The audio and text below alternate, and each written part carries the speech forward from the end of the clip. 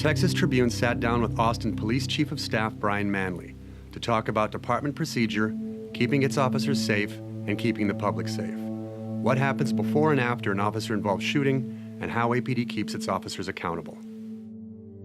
You know, obviously law enforcement is a very dynamic profession, and you can't train a cadet in a training environment for every situation that they're going to encounter on the streets.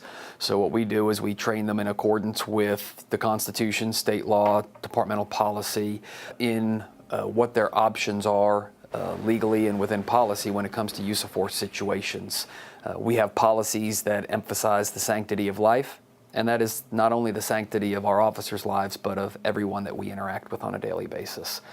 The goal being that our officers will only use the minimal amount of force that's necessary to overcome the resistance that they're encountering.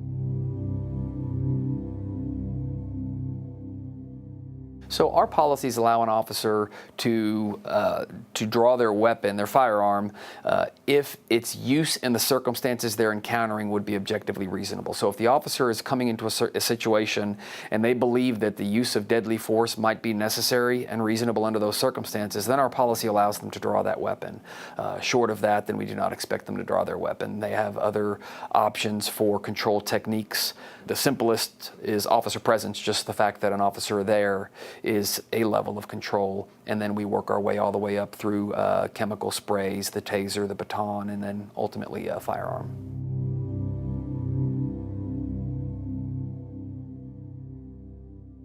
At the Austin Police Department, we include de-escalation in most of the training that the officers go through. The best tool an officer has to de-escalate any situation is their language, how they communicate with the individual. Officers regularly encounter individuals that are in crisis, whether that crisis is due to some sort of mental illness or some sort of alcohol or other drug or chemically induced. And so we train our officers what to look for, what signs they may see in individuals to understand what they may be going through, and then communication patterns that are best suited to deal with those individuals.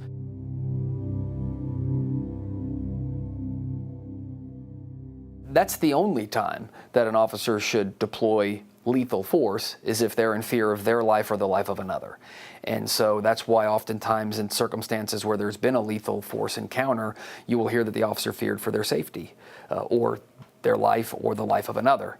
The key part of that is it has to be a reasonable fear, and that reasonable fear is based on a reasonable officer. And what the law allows for is it allows for judging that against what a reasonable officer would do. And then there's case law that talks about without the benefit of 20/20 hindsight, because it's real easy to sit at this desk and evaluate what an officer did in the comforts of my office. It's very different being the officer that's out there on the street confronting whatever that threat is in the moment and having to make that decision in a split second. And so what we have to evaluate is, with the information the officer knew at that moment and no other, because that's all they knew, was their fear for their life or the life of another a reasonable fear? And that's what we have to base that off of.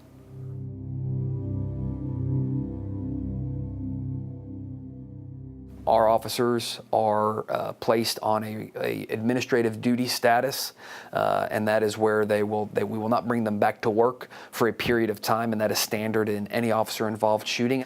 We realize that that officer is not in a position to go back to work yet. We also haven't had a chance to evaluate their actions. We will bring the internal affairs team in to conduct an internal affairs investigation, looking at whether the officer's actions were compliant with departmental policy. So that is an administrative investigation, and the officers are compelled to cooperate with that investigation. There's a separate investigation that takes place. That's the criminal investigation, to determine if the use of lethal force was compliant with the law.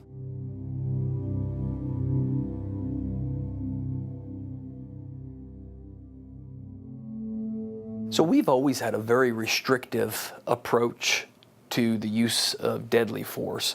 Our departmental policies are actually more stringent than state law.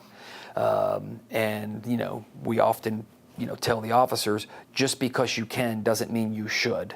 And so that's part of what goes into the decision-making process for the officer, is just because it's legal and just because it's within policy doesn't mean that it's moral and doesn't mean that it's right. And so that's what we build into our officers as they go through training, is the critical decision-making components.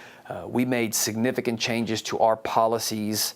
It's been about 6 years ago now. We went through a process with the Department of Justice where they came in and they looked at how we were operating. And I can tell you the policies we have at the Austin Police Department for response to resistance and use of force have been reviewed, modified, suggested, and ultimately are in compliance with the Department of Justice and what they've asked us to do. I can say for the Austin Police Department, we're committed to transparency. We do put all of our data out there.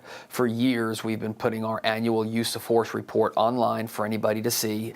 We put our racial profiling report online for anybody to see. We want an involved and engaged community here in Austin, and the only way they can be involved and engaged is if they're informed, and that's our responsibility to put the information out there.